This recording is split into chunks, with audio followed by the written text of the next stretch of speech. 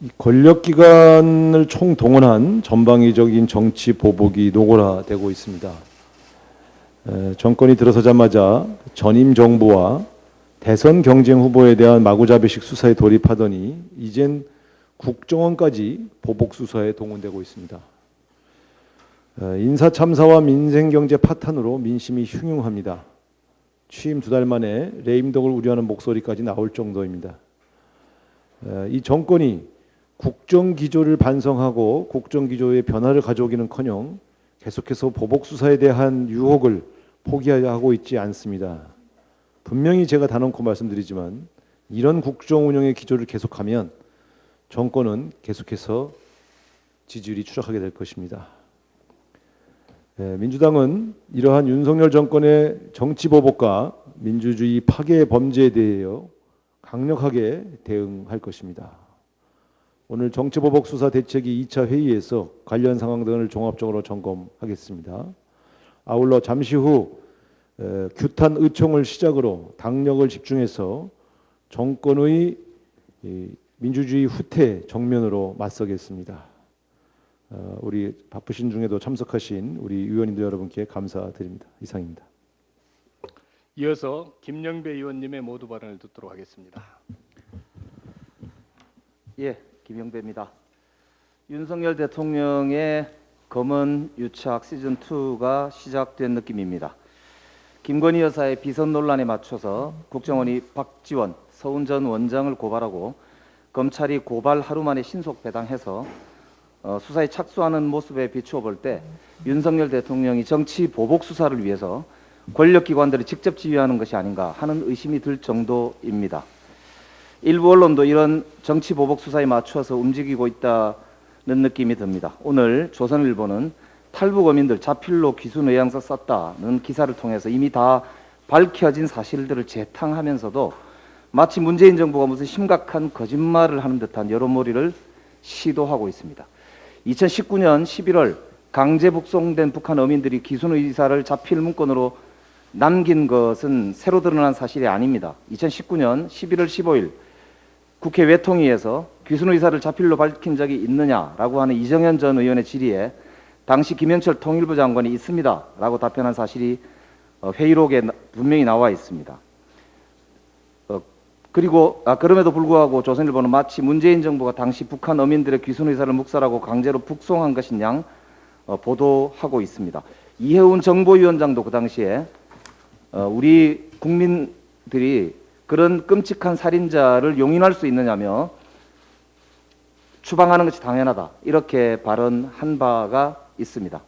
법적으로도 북한 탈북민 관리법에 의하면 북한 이탈 주민의 보호 및 정착 지원에 관한 법률에 보면 명확하게 살인 등 중대한 비정치적 범죄자에 대해서는 보호 결정을 할 당시에 보호 결정을 하지 않을 수 있도록 제9조에 명확하게 법으로 나와 있습니다. 이런 상황을 볼 때 정치 보복을 위한 전방위적인 정부의 정말 눈물겨운 노력이 아닌가 싶을 정도입니다. 언론 보도에 따르면은 정치 보복 사건들에 대한 표적 감사를 진두지휘진 유병호 감사원 사무총장이 2019년 응급실에서 간호사 눈을 찌르는 폭행을 저지르고도 무혐의 처분을 받은 바 있었다고 하는 보도가 있었습니다. 당시 무혐의 처분을 해준 검찰에 보훈을 하기 위해서 지금 앞장서서 이 정치적 감사를 자행하고 있는 것이 아닌가 하는 의심이 듭니다. 공직자와 대통령은 개인의 사사로움보다 국민과 공공에 봉사하는 자리여야 합니다. 앞으로 민주당은 정치 보복이 더 이상 대한민국에서 자행되지 않도록 당력을 기울여서 총력을 다하겠다는 말씀을 드립니다. 이상입니다. 이어서 김의겸 의원님의 모두 발언을 듣도록 하겠습니다. 네, 검찰 공화국을 뛰어넘어 검찰 왕국이라는 우려가 현실이 되고 있습니다. 검찰이 이른바 블랙리스트 수사 등을 재배당했다고 합니다. 사정 수사의 폭을 확대하고 속도를 올리겠다는 의도로 보입니다. 반면 윤석열 대통령과 김건희 여사가 관련된 고발 사주 도이치모터스 주가 조작 혐의 수사는 2달이 넘도록 아무런 소식이 들리지 않고 있습니다. 문재인 정부에는 이빨을 드러내고 물어뜯으려 달려드는 광경 같은 검찰이 윤석열 대통령 부부 관련 수사에는 순하디 순한 애완견이 되어버리고 맙니다. 폭주하는 검찰의 보복 수사, 도를 넘은 선택적 봐주기 수사, 더 이상 국민이 좌시하지 않을 것입니다. 내로남불 검찰에 민주당도 단호히 맞서겠습니다. 네. 이어서 이모선 의원님의 모두 발언이 있겠습니다. 예, 이무선 의원입니다. 이번 국정원의 고발은 정권에 충성하겠다는 공개 선언입니다. 시비 가리기가 목표가 아니라 대통령실을 향한 어필이라는 생각이 듭니다. 국정 운영의 근간인 국가정보 기밀을 다루는 국가정보 시스템을 고스란히 노출시키고 붕괴시키는 국정원 행태가 심각히 우려됩니다. 새로운 공식도 만들어지고 있습니다. 과거에는 극우단체의 고발과 검찰 수사라는 공식이 있었지만 이제는 각 기관의 조사, 감사를 통한 기관 고발과 검찰의 수사가 새로운 공식으로 제기되는 것 같습니다. 국정원 기조실장의 검사장 출신이 임명된 것처럼 이미 권력기관 곳곳에 검사들이 포진해 있습니다. 사정 정국을 위한 완벽한 포석이라는 우려가 곳곳에서 들려옵니다. 지금은 전직 국정원장 2명이 대상이지만 앞으로는 다른 인물이, 다른 기관이, 다른 민간 영역이 수사의 대상이 되는 것은 아닌가 심히 걱정됩니다. 그리고 그 피해자는 고스란히 또한 국민이 될 것입니다. 우리 당은 국정원의 여론전, 심리전에 단호히 대처하겠습니다. 언론인 여러분들께서도 종합적으로 현명한 판단을 해주시기 바랍니다. 이상입니다. 이어서 최기상 의원님의 발언이 있겠습니다. 한덕수 국무총리의 홍장표 KDI 원장 사퇴 종용 발언뿐만이 아니라 감사원, 검찰, 국정원까지 총동원되어 전 정부 인사의 사퇴를 압박하고 흠집 내기에 몰두하고 있습니다. 윤석열 정부의 국정 수행 지지율 하락을 반등시키고 지지층을 결집하기 위한 국면 전환용이라는 의구심을 떨치기 어렵습니다. 근본적인 문제 해결을 위해 정권 교체 시기 되풀이되는 공공기관장의 임기와 관련된 소모적 논쟁을 종식시킬 대안이 필요합니다. 우상호 비대위원장께서도 반복되는 공공기관장 임기 문제 해결을 위해서 특별법을 제정하는 등 제도 개선을 논의하자고 말씀하신 바 있습니다. 이번 기회야말로 여야가 합심하여 근본적인 문제 해결을 위해 심도 깊은 논의가 진행될 수 있어야 합니다. 국정 지지율 반등을 위한 정쟁의 도구로 공공기관장 임기 문제를 다루기보다는 문제 해결을 위한 건설적인 논쟁에 참여하기를 정중히 요청드립니다. 이상입니다.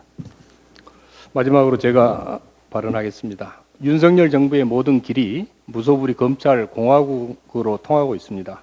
국가정보원은 박지원 서훈 전 국정원장을 이례적으로 고발하며 전 정부의 칼날을 겨눴습니다.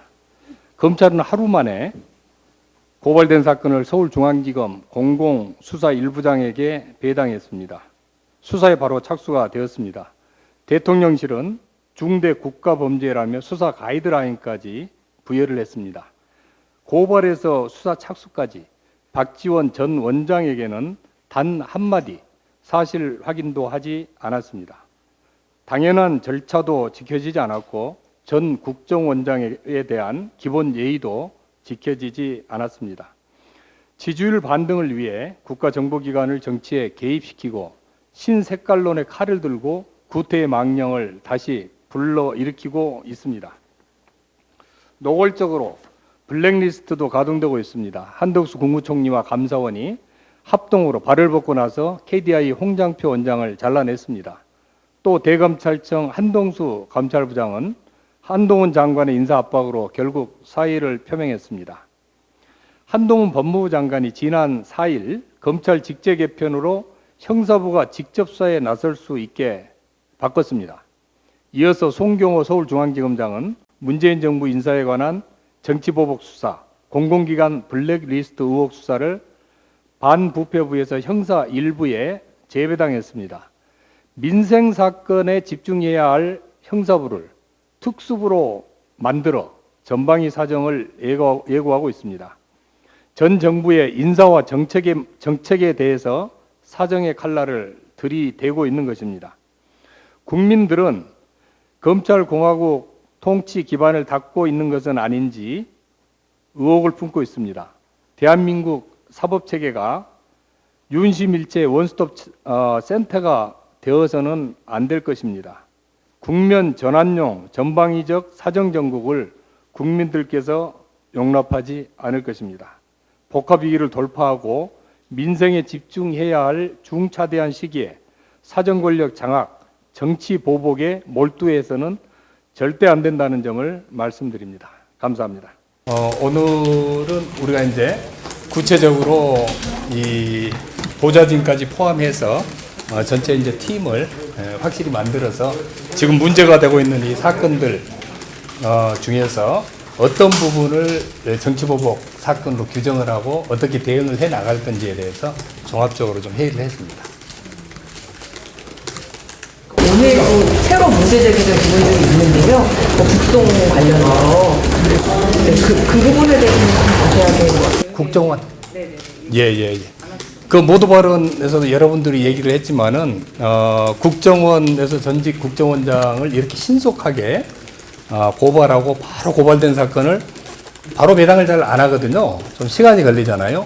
고발 받고 나서 그 다음에 주인검사 정하는데 시간이 걸리고 그런데 이례적으로 오자마자 바로 이 공공수사 일부에 배당을 하고 사실상 수사 착수를 시작한 겁니다.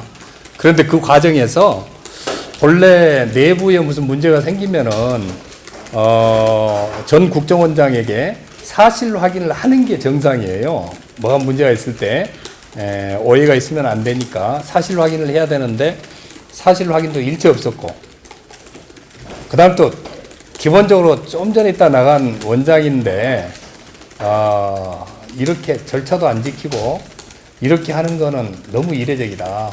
이거는 정말 정치보복 수사하려고 맘먹은 거 아니냐 이런 우려가 큽니다. 여쭤봤던 게 오늘 보도된 내용 중에 원본 파일, 군 서해 공무원 피살 사건 관련해서 군 정보국에 원본 파일이 삭제됐다 이런 그 부분은 우리는 지금 그 보복 수사 관련되는 분야이기 때문에 그 부분은 저희들 소관사항이 아닙니다.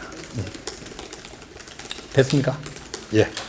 의원님 이게 강력을 이제 집중해서 좀 대응하시겠다고 하는데 이게 구체적으로 좀 어떤 대응을 좀 하시겠다는 건지.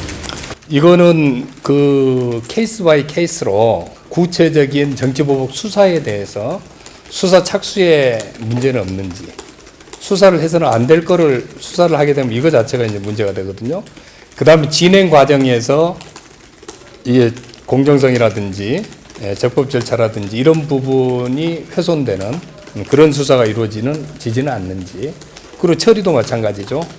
정확하게 투명하게 정말 적정하게 처리가 되고 있는지 이런 부분을 우리가 전반적으로 다 짚어보려고 생각을 하고 있습니다.